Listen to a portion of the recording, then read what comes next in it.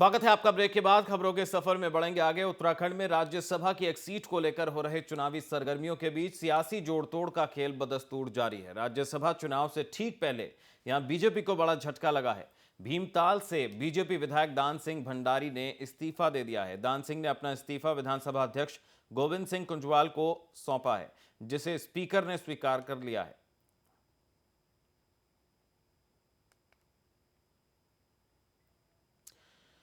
तो कुमाऊं की भीमताल विधानसभा सीट से भाजपा विधायक दान सिंह भंडारी ने अपने पद से इस्तीफा दे दिया, जो कि मंजूर किया गया है। इससे स्पष्ट हो गया कि शनिवार को यानी आज राज्यसभा चुनाव के दौरान भाजपा के साथ वो नहीं देंगे और कांग्रेस के साथ भी खड़े हो सकते हैं। इससे समीकरण कांग्रेस के पक्ष में दिख रहे हैं।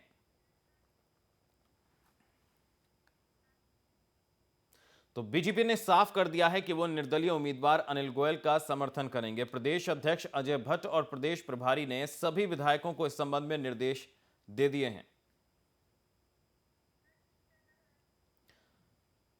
तो अनिल गोयल को समर्थन देगी बीजेपी। एक उम्मीदवार, निर्दलीय उम्मीदवार के साथ खड़ी है बीजेपी। हालांकि संख्या बल कम है और एक झटका यहां पर जरूर लगा है बीजेपी को, जिससे एक वोट और कम हो गया है। दान सिंह भंडारी, जो कि कुमाऊं की भीमताल विधानसभा सीट से विधायक थे, उन्होंने इस्तीफा सौंपा है। ऐसे में 27 से घटकर बीजेपी के पास जो विधायकों की वोटिंग संख्या है वो अब 26 रह गई है।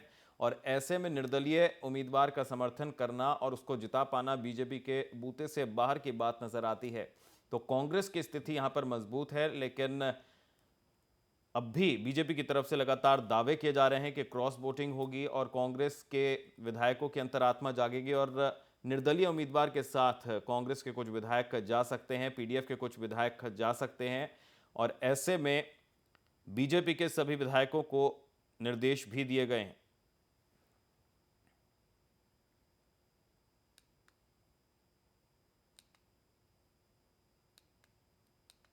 तो राज्यसभा चुनाव में एक सीट पर आज वोटिंग होनी है उत्तराखंड से, और ऐसे में कांग्रेस की तरफ से प्रदीप टम्टा की उम्मीदवारी मजबूत नजर आ रही है। वहीं निर्दलीय उम्मीदवार अनिल गोयल का समर्थन बीजेपी कर रही है। हालांकि संख्या जो है वो बीजेपी के पास कम है। ऐसे में निर्दलीय उम्मीदवार का जीत पाना मुश्किल नजर आ रहा है।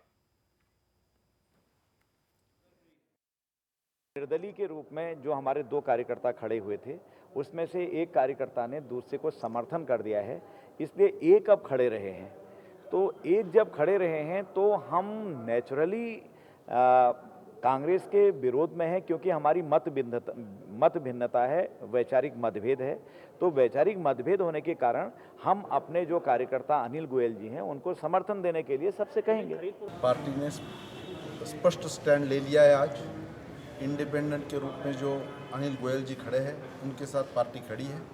पार्टी ने पूरा अपना समर्थन दिया है और हमारी दूसरी कैंडिडेट जो गीता ठाकुर जी ने फॉर्म भरा था, उन्होंने उनको समर्थन दिया।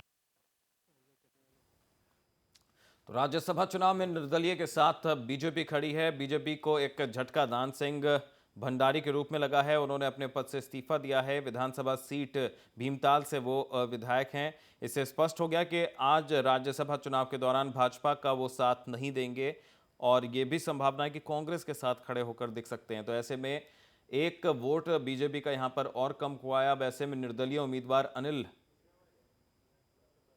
किस तरह से जीतेंगे या बीजेपी उनको किस तरह से जिताएगी, ये अभी मुश्किल नजर आ रहा है, क्योंकि कांग्रेस की उम्मीदवारी यहां पर मजबूत नजर आ रही है प्रदीप टम्टा के रूप में। उनको कांग्रेस के साथ साथ पीडीएफ का समर्थन भी हासिल है। ऐसे में उनकी दावेदारी ज्यादा मजबूत मानी जा रही है। जो समीकरण हैं उनके साथ ज्यादा मजबूत नजर आते हैं। अब देखना होगा कि निर्दलीय उम्मीदवार को बीजेपी समर्थन दे रही है, उनकी जीत के दावे बीजेपी लगातार कर रही है, उनके दावों का क्या होता है। तो अनिल गोयल को समर्थन देने की घोषणा गीता ठाकुर ने भी की थी, लेकिन तो सीधा रुख करेंगे देहरादून का। हमारे साथ हमारे स्थानीय संपादक प्रखर फोन लाइन से जुड़ चुके हैं।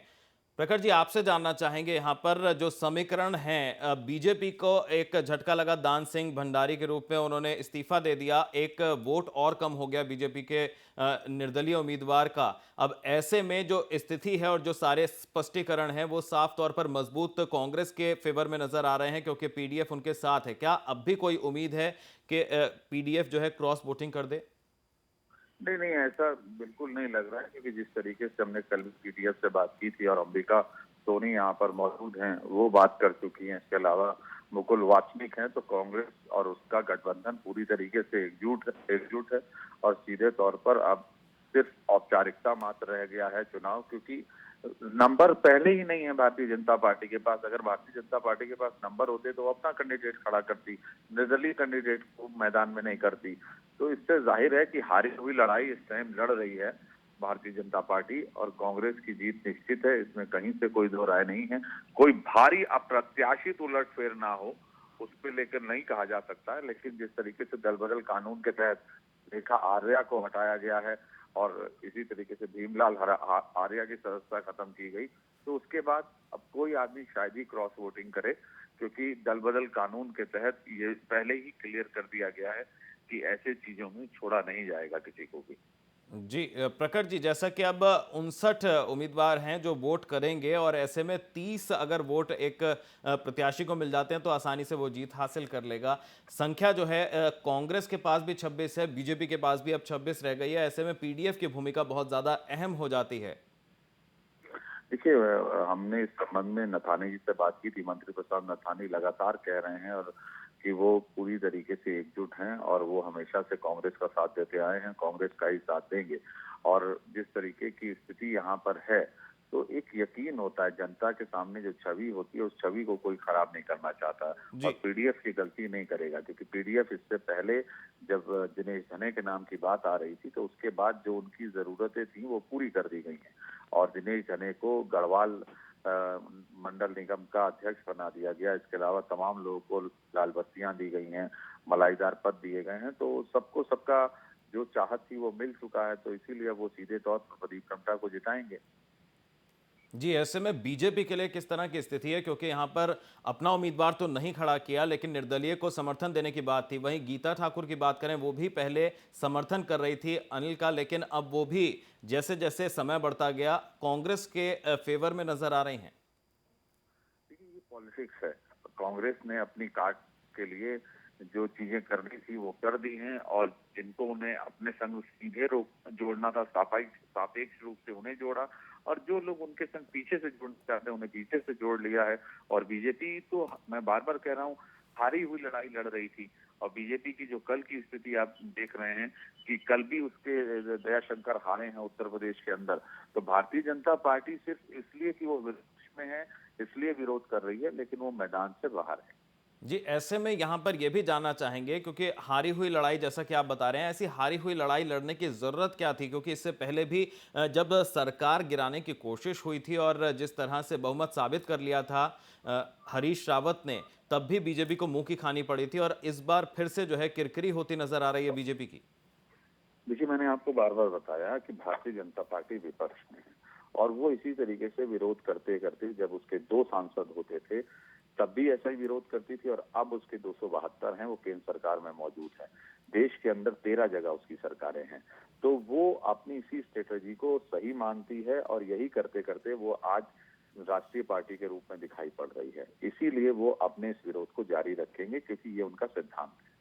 चलिए, सिद्धांत पर डटे हुई है बीजेपी। बहुत शुक्रिया प्रखर जी हमारे साथ जुड़ने के लिए, इस तमाम अपडेट के लिए। तो ये थे हमारे स्थानीय संपादक प्रखर प्रकाश मिश्रा, जो देहरादून से हमें इस पूरी स्थिति पर अपडेट दे रहे थे, किस तरह से कांग्रेस की स्थिति यहां पर मजबूत नजर आ रही है, क्योंकि प्रदीप टम्टा उनके उम्मीदवार हैं और पीडीएफ उनके साथ है।